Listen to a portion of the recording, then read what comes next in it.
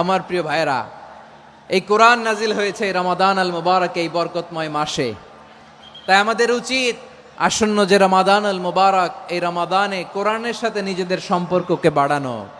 আপনি কি জানেন কোরআন নিয়ে কোন ফেরেশতা পৃথিবীতে এসেছিল?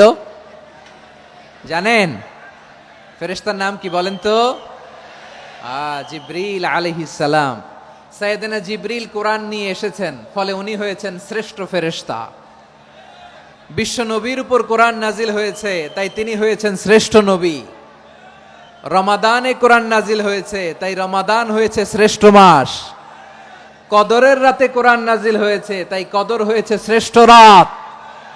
আমরাও যদি কোরআনের সাথে সম্পর্ক বাড়াই, আমাদের মর্যাদাও এরকম, আমাদেরকেও শ্রেষ্ঠ মানুষ বানায় দিবে কে? এজন্য কোরআনের সাথে সম্পর্ক বাড়াইতে রাজি আছেন তো?